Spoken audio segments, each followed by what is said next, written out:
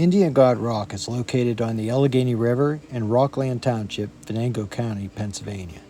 It's a large sandstone feature with Native American petroglyphs, and it juts out high and towards the water at a very steep inclination, which required archaeologists to use a rope system to properly photograph it for future historical recordings. How do I know this? Because I was lucky enough to assist three of the most talented archaeologists in their extensive efforts to photograph it, record it, and highlight the Native American petroglyphs that are found on this boulder. So this is one of a few sites that I can freely share in regards to location and content and some small bit of history, since it's widely known and can be observed from the water or from the site above on the Allegheny River Trail pathway.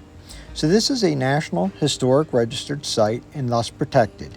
In my usual request, please show it the proper reverence and respect that it deserves as an important part of Native American history, and observe it from a distance. Look online at some of the various photographs and images that are available there if you want to see them in detail. But please avoid directly accessing the site to assist in maintaining its integrity and keeping it from being damaged. In other words, don't be an asshole. Indian God Rock has a history dating back to 1749 for Europeans, as recorded by the French expedition. It, of course, dates back in the history of the indigenous peoples as to at least 900 AD, with some believing that it could be indeed older. Myself is in that group as believing it could possibly be older. The first Frenchmen that saw this boulder were from the famed French expedition of Bienville de Céline. Pierre Céline, who, upon seeing this area, buried a lead plate on the banks of the Ohio River to claim it for France. That plate has never been officially found, and this site was recorded a little bit at that time. It was later recorded by Captain Eastern in 1853. Others, such as Boncamp's, Schoolcroft, and Whittlesey, as well as Donald Cadzo in the 1930s, James Swagger in the 60s, and recently the crew from Parts Unknown. We'll leave that for future release. So it's been extensively researched over and over by many archaeologists that are reputable. Céline and crew were not the first white men to set eyes upon the Ohio River, and it is thought that Dutch trader Arnaud Ville probably passed by the Indian God Rock in the 1690s or so. The size of this feature is striking because it is 22 foot high, 14 foot wide, 10 foot deep. So it's very large, and the inclination is quite impressive as well. 50-degree angle as described by James Swagger. When these petroglyphs were first carved, pecked, and grooved into the sandstone, they popped out with a distinct, brighter tan in appearance and are very noticeable from the usual rock color around the carvings. So think of this as standing out like a billboard. This would have been clearly visible to anyone passing by in a boat. They would have been very prominent, noticeable, and very clear. So these are thought to have been carved once again as the local petroglyphs by Algonquin-speaking tribes. The purpose for the carvings could be spiritual. There's been said that it was used as boundary markings, which I disregard personally. These seem to have a dominant significance to the individuals who did these carvings. There's definitely something more spiritual and meaningful in these petroglyphs.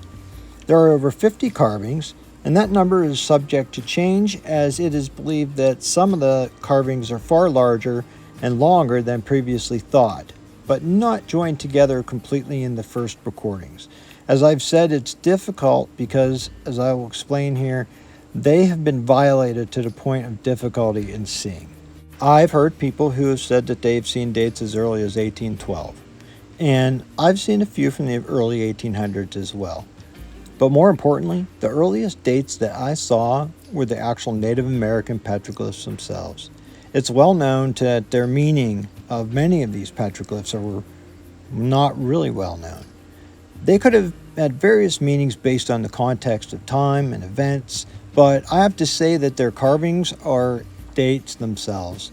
And as to the exact date of the carving, it's not down to a precise date. Generally, 900 AD is the accepted first date, with possibility of some being older. The carvings themselves depict human figures, mythological figures from the beliefs of the indigenous Americans at that time, bow and arrow, geometrical shapes as described in previous recordings, which could possibly turn out to be part of other petroglyphs. There are birds with distinct comb-like wings that are frequently done by Native Americans. We have a human hand, copules, there's a spirit otter, several human faces, and even a human figure that appears to be holding a human head. Various types of animals, some with spirit lines depicting the mythological features. And with all of these figures, we will never know with positivity what some of them may represent. And that's the mystery in them. And although I'm not finished yet, I want to take this time to thank you for watching our videos. Please see our other videos if you like this type of content. Like and subscribe.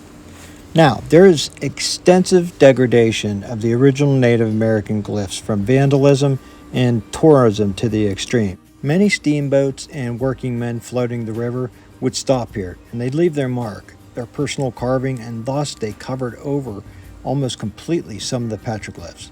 The glyphs are barely visible, and they can be traced by only experienced people who know exactly where to look and what they're looking for.